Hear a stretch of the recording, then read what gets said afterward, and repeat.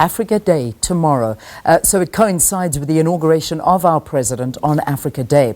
And today is Thabo Mbeki's lecture. It's an annual lecture that takes place. And the theme this year is the national question, peace and democracy. And it will be delivered by the former Prime Minister of Ethiopia, Hailemariam Desalegn Boshe, who served in the position from 2012 to 2018. And we are honored to have him here with us in studio during this Africa Month. Thank you so much for being with us and welcome to South Africa. Thank you for having me. So being invited to deliver the Thabo Mbeki lecture for you, I imagine it is always an honor to come and speak to your fellow Africans. But what does this mean to you? I'm very much excited because the national question in Africa is one of the critical questions we have to address right on, face to face, because sometimes people shy away from this question, which exists in many African countries. You know that most of the African countries are multinational, and national questions has not been addressed in almost many of the countries. So we need to discuss on this issue openly and critically, so that its implication on peace and democracy in Africa should be understood in such a way that we pacify and democratize our continent. So it's a very important moment. I mean, peace and democracy on the African continent, and we always say, like you say, it's that question, that national question that will be there for unfortunately many, many more years to come. Africa Month, does it do enough for Africa? I think there is a lot to be done, and the Africa Month and African Day are important platforms that can be helping the African questions can be discussed, and it helps a lot. And it is important to talk about these things, it certainly does, but it almost feels that, as we see a country getting better, it takes a few steps backwards, and then it gets better, and then it takes more steps backwards. So, the problems that generate in Africa, what do you think is the main problem? Where does the root of our problem stem from? I think the main problem, to me, the number one, number two, number three question is a leadership question. So I think we need in Africa a very, progressive and dynamic leadership. And especially we need leadership at the continental level. We have to discuss our African issues at the African Union level, and African Union's leadership is very, very essential. And we need also to discuss at the regional economic communities level, like SADC, ECOWAS, and the Central African Community. And these are also important platforms that leadership should discuss on the regional issues, how to integrate, how to prosper together. And of course at the country level, which is very important. But I think we shouldn't leave this to political elites only. There is a need for aggressive intellectual discourse and support. To me, when I see it now, the intellectual community is shying away from this, and they should come forth. They shouldn't leave this only to political elites. And again, there is a need for much more aggressive civil movement. The citizens should, take care of these things. And again, I say they shouldn't leave to the political elites. And so I think our young people, the youth, are an important aspect in this regard. So if we want to change the whole African discourse, we need to have a strong activism of the citizens and civil society movements. So I think this is lacking in Africa, and that's why you see things are moving ahead sometimes, and again, retracting back. So this is an important issue we have to address. Let's talk a little bit about your leadership, because you were in leadership at Ethiopia in a very, very difficult time. There were hundreds of people killed. There were many anti-government protests. There were state of emergency, mass arrests, detention of journalists, of political leaders, of activists. It was a very, very tough time for you, which eventually led to you saying, I think in order to calm this, I need to step aside. What was going on during your rule? I think the whole thing goes not as an individual, but you have to see the whole process of the party development in my country and the genesis of political culture in that country. We have never seen a democratic process in my country for centuries. And since my party has come to power, still it is in power, we have tried to bring democratic discourse into play in Ethiopia. But given the background of my party itself, there has been very weak democratic discourse and political openness and space for many voices to come out. So that's why the problem has emerged as it is happened in my country. Yeah. So I think that stifling and lack of political openness and space for many voices to come up has created resentment in different courses. There comes the national question as well. We are multinational country, and when there is a perception, both perceived and the real questions of nationalities comes into play, I think if you don't address those things properly, again, that kind of resentment comes in. Yeah. So the way we try to handle this issue was not in a way that helps these things to be discussed democratically and handled democratically, but trying to subside it by force using security apparatus has failed. So that's why I said, okay, we need a deep reform in this country to democratize the country and to bring about, the questions of those resenting groups be addressed in a proper way. And so marginalized, perceived marginalization of nationalities in the country has to be addressed. There is a perception that one group dominates everything, both political as well as security and even in economy. So that perception has to subside. And so I think the equal participation process comes in. But it's not an easy journey. No. As you see now, when you open up things, again, there are extremist groups coming in and creating, havocs and communal violences here and there. But we are on the right track. So after some time, I hope that these things will be in proper line. Certainly, because a lot of the issues that Ethiopia face are echoed in South Africa. I mean, it's something that we do share in common. Obviously, every country has its own issues, but the issue of the youth, as you mentioned a little bit earlier, the youth need a voice. The youth need to be understood.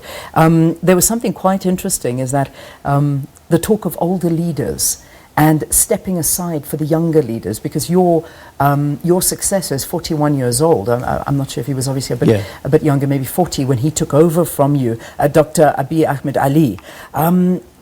There is this call to reduce the influence of the old guard and let the younger ones come and thrive and talk to the nation. There's high unemployment. The youth have different needs in this day and age.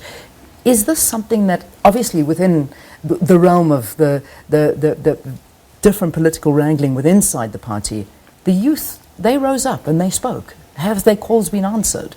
I think that's true. It is the youth movement which created, the changes to come in Ethiopia.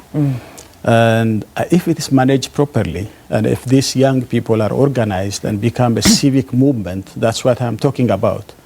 But if disorganized and if it is used for, sensational things and emotional things, and if it becomes violent, then again, it doesn't, bring about the changes that is seen to come. Yeah. So I think these young people who are very dynamic at this moment, they should get leadership from amongst themselves to create and craft proper political line and maybe even ideological line that helps them to move forward in a proper way to establish a democratic and prosperous Ethiopia.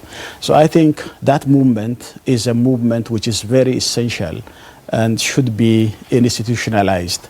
And the coming of Prime Minister Dr. Abiy as a young leader Of course, I am not also old. Yeah, indeed. But indeed. I opted, this kind of leadership is important for this country, and I have to set myself aside because there are many tensions that has to be resolved. As I said, there is a national question, the Oromo, which is the largest population in Ethiopia, but considered to be minority in terms of influence, has to, somehow be addressed. Their question should be addressed. Yeah. So I think there are a number of variables that has to be taken care. Yeah. But in most cases, Ethiopia is on a right track at this moment. And even the EPRDF, with all the problems which we mentioned, has got a positive works that has been done. For example, by mobilizing the community, including the young people, until they felt that this is not enough, because they are impatient and they said it's not enough. We need a very deep change to take place. But EPRDF has moved this country from destitute situation to it is now.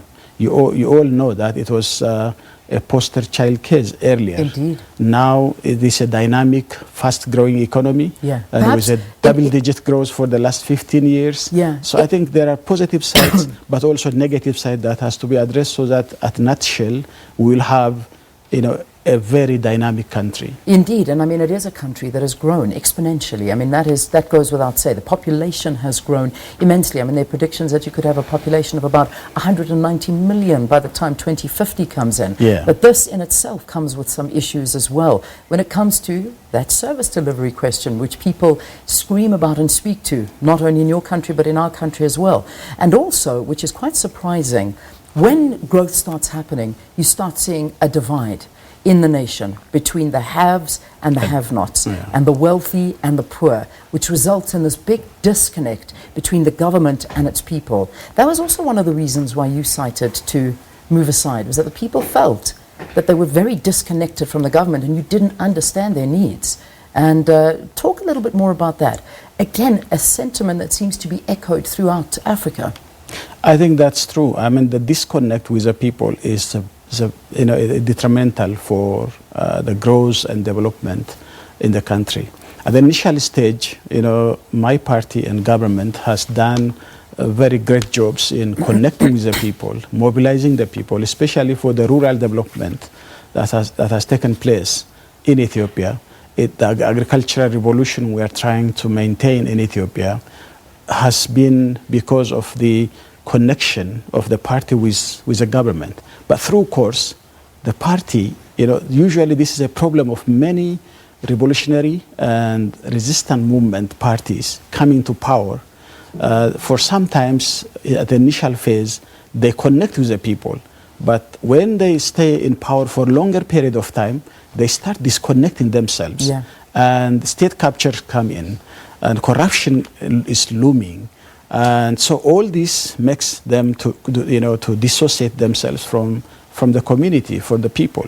So I think there comes the problem. So we face this problem. I think many African countries also face the same problem. So we feel that we need to address these things, back again to connect with people, and also democratize the country. If this party has to continue, then let the people decide genuinely in a democratic process. If not, then we have to leave. Yeah, yeah, and that's the key here, a democratic process, and to allow that democratic process to take place. Because corruption is also, we talk about leadership on the African continent as being one of the issues that needs to be addressed. And corruption is at the heart of all of it. And, I've read a little bit about some of the economic movements within Ethiopia. And one of the things is that the state-owned entities are open to corruption. And there are many state-owned entities. In fact, your banks are state-owned as well. You don't have a stock exchange. And there's talk about the fact that there are far too many, what's the word I'm looking for? There's too much power in the state for the private sector to thrive. There's a lot of talk about moving more state-owned in our country. What are your views on this? I mean, is it working in your country? Because from what I'm looking at, besides Ethiopian Airlines, nothing else is really succeeding. I think we have to qualify this thing, but in general, I think the state-owned enterprises are the most inefficient and effective ones. And one of the reform programs, apart from democratizing the country, is to liberalize the economic sector as well. And when we liberalize this, I think the private sector should be the engine of the growth in the country, and that has been realized. That at the initial stage of the development, we believe that the state has something to do. I mean, you cannot say we normally do not agree with a neoliberal prescription that market always works. So there are market failures, but you should be very careful. If when the state intervenes into the economy, there should be a clear understanding and a very few areas where the market doesn't function well. But if you put your hands everywhere, like we have done, including in the service sector, I think that it doesn't work. So that's why one of the areas where we have to reform is how to liberalize in a very effective manner. Otherwise, you still want to create some kind of oligarchies in the country, and you should be very careful. This is an area where state capture still works. So with that careful management, there is a need for state-owned enterprises to be reformed and liberalized. Yeah, certainly, and to work well, because they can turn into the pride of a nation. And I want to just steal a minute to speak about almost a pride of the African continent, which unfortunately was hit very badly by a crash that happened. We all know what happened with Ethiopian Airlines. But, having said that, this is a state-owned enterprise that has done so well. Its passengers have gone from 1 to 11 million passengers. It flies to 116 destinations. It has grown over the last 20 years to be the strongest airline in Africa. And that is not good news for SAA, because we always used to hold that position, and Ethiopian Airlines have overtaken us. What's being done right there? What can we learn from the state-owned entity? I think, as you said, this is one of the very good example of state-owned enterprises, and that defeats that state-owned enterprises always does always wrong things. Yeah. I think Ethiopian Airlines is as dynamic as it is because of the corporate culture they have developed. What we have done, not only in the times of EPRDF leadership, but also during the emperor and as well as the military regime, Ethiopian Airlines has been set independent from the state intervention, and it's the management who decides it. They function as per the market, and they operate as independent private sector. That was the mystery behind why Ethiopian Airlines is successful. Now, when I was a prime minister, and my predecessors as well, we never used Ethiopian Airlines. We fly with Ethiopian Airlines, but we never used Ethiopian Airlines as a state entity. We always look it into like a private entity, and we pay everything, a single penny they ask us to pay, as competition is very fierce. Yeah. So the government doesn't subsidize, again, doesn't put additional pressure on it in terms of nepotism and corrupt practices into the airline. Yeah. So that's why they became successful. Of course, there is a leadership issue as well.